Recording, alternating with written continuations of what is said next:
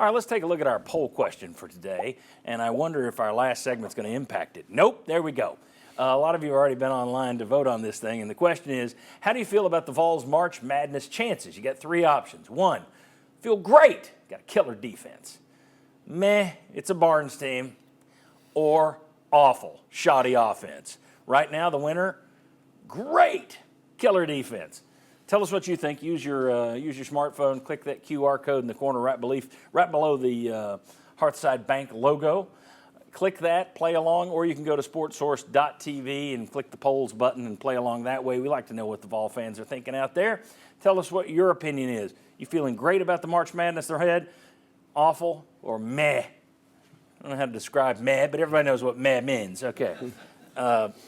Let's take a look. We got another setup of graphics for Josh and Mark here, and I want to get your response to this. Let's take a look. This is one I almost threw to in the last segment. What do you think is more important, made three-pointers or holding the other team to fewer three-pointers? Well, when you do the math, it's not the defense. In the SEC, when Tennessee wins their game, the opponent hits 7.9 threes.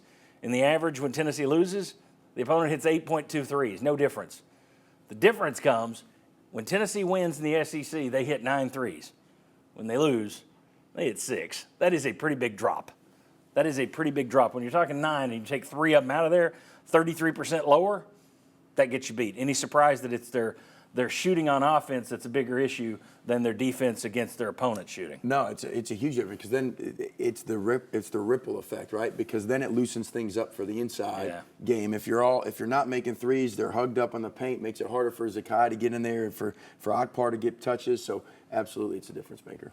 Yeah, not really surprised at all, especially after the worst Tennessee's been defending the three has been against Kentucky, right? Well, the other night, Rick Barnes, he didn't even seem bothered by the shots that Kentucky hit on the outside because he knew Tennessee still had a chance late to win the game, but Tennessee's the one that couldn't put anything together while Kentucky kept it together in those final 8 minutes of the game. So, no, I'm not surprised to see that at all. Tennessee's defense overall, I expect to be consistent. Can the offense do its part to keep them advancing? Yeah, and I think that ties into some of the stuff we talked about in that last segment as well, that when you get into the NCAA tournament, we can sit here and talk about their great defense. But when they go out, if they go out, and 67 of the 68 teams do, when they go out, we're going to look back and say, oh, well, they hit X amount of threes instead of Y amount of threes. 2 years ago against FAU went on a run, which happens in the second half, but Florida Atlantic didn't have a great offensive game. Tennessee just had an awful offensive game, and that's why it got bounced. And that was without Zakai. He was out with the knee injury, but still, that would go back to the point of, can the offense get you there? Well, we have talked about this year, that it's very important. I was looking at a lot of different stats yesterday to see looked at rebounding, offensive rebounding, defensive rebounding, free throw attempts, everything, anything you could possibly do, like 20 different stats. And I kept coming back to this one, and it has the biggest correlation between wins and losses for Tennessee and SEC play. Points in the paint. Take a look at this, folks. Tennessee and SEC play, they are 8-5 overall. Okay, they're 8-5. When they are even or they win the points in the paint battle, they are 8-2. When they lose the points in the paint battle, 0-3. The total difference in SEC wins, they are plus 84 in the paint when they win. They are minus 28 in those 5 losses. Average, when they win the points in the paint 31-20, plus 10.5. When they lose an SEC game, typically they're about 6 down in the points in the paint. You want to track what Tennessee's doing? Watch what kind of success they're having in the paint. And we saw that yesterday. Yeah. I mean, we were getting manhandled in the inside at the first half of that game, and then yesterday we dominated the points in the paint. And so it was a direct reflection of what you saw yesterday. Thoughts? Yeah, I think that probably comes back to everybody playing their role, right? Because you have, you're not going to expect Felix Akbar to dominate, but if he plays his role, Jemai Meshack, he hit the 2 shots on the outside. He hit a lane, took it, and hit a basket at the goal. So those type plays, they add up. If everybody's doing that, Zakai obviously is going to have a chance to get at the basket a lot. Yeah, the other thing that you brought up, Zakai, I think we got to give Zakai credit. I mean, he's starting to attack the paint more. He's finishing better at the rim. You know, we saw that Kentucky game where we shot 45 threes, and we've really adapted since that point. And give Zakai credit because he's he is finishing at the rim at a much higher clip than he has been in recent years. And at times I think it's pretty good about knowing I might not be able to make a play at the basket, but I might be able to draw a foul at the basket. He knows what he's doing when he's trying to make that kind of play. Yeah. When they just decide we're going to be a jump shooting team, it is bad news. That's just not their way of. And all these stats kind of tie together. They're all saying different. They're looking at the same problem just from different viewpoints. They all kind of point to the same thing. If you wind up having to be the jump shooting team, that's going to be the night you go home. Whereas if you do your thing, drive the basket, get the ball inside, everything else should take care of itself because your defense, you can kind of count on your defense. It all comes back to the offense.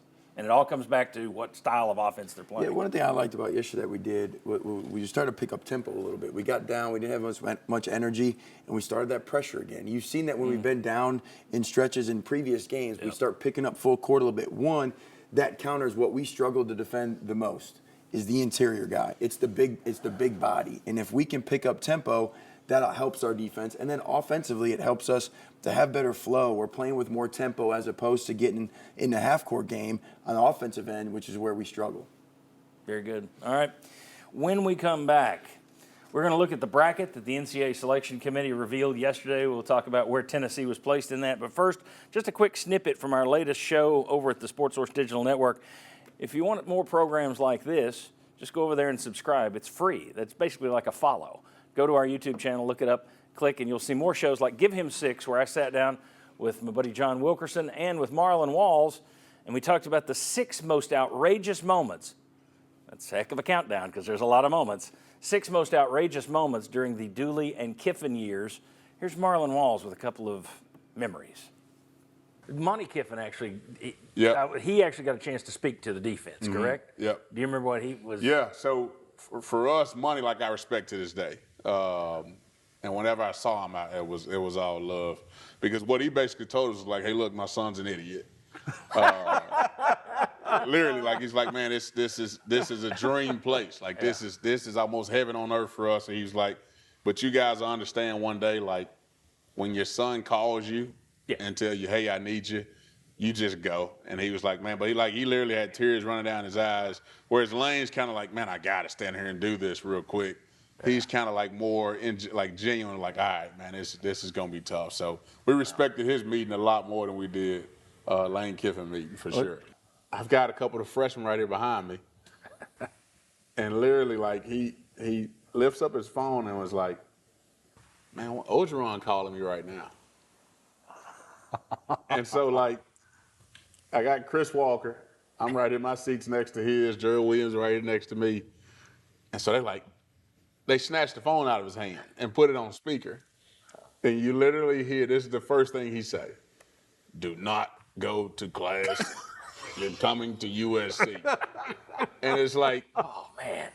hey. Wow. And so they just start going off on him. Man, you didn't have enough respect to say something to us. And it's just like he hangs up. And it's like they try to call him back. He won't pick up. But he's like, Wow.